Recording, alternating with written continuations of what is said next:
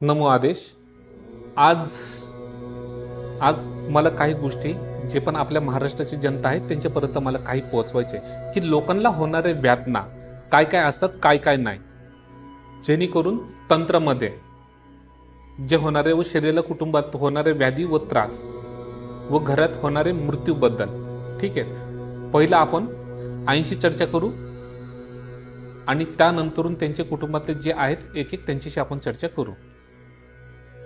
बरं आई, जे तुम्ही आज माझ्याकडे आला तर कशासाठी आलात?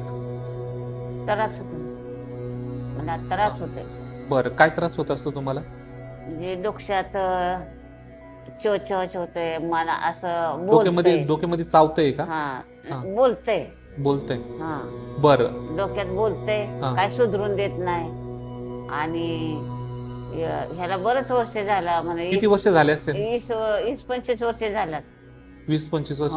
बरं, मला हे विचारायचं आहे आई, तुमच्या लग्नाच्या नंतर झालं हे का लग्नाच्या अगोदर पासून तुम्हाला होतं हे त्रास? नाही, मुंबईला गेल्याच्या नंतर असं त्रास.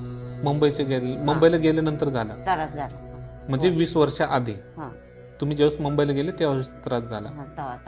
ठीक आहे, मग तुम्हाला जो त्रास व्हायचा तर नेमकी काय काय व्हायचा?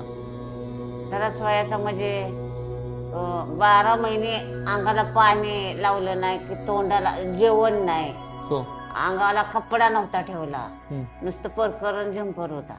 सगळे देवऋषी बघितलं, सगळं दवाखाना बघितलं. त्यामध्ये तुम्हाला त्रास काय होत होता की तू मला काय मला सुद्धा म्हणजे भानच नव्हता, भानच फक्त ती ताकद यायची अंगात, यायची त्यावेळेस ताकद, ती दुसरी ताकद होती मला. काय यायची का अंगात? ती यायची. अंगात आल्यानंतर काय बोलायचे लोकांना? अशा टाचण्या टोचायच्या पाठीमाग डोक्यात, टाचण्या टोचायच्या. आणि मला काय सुधच नसायचं. किती दवाखाना झालं, भगत झालं, पण कुठलाच गुण नाही. मग परत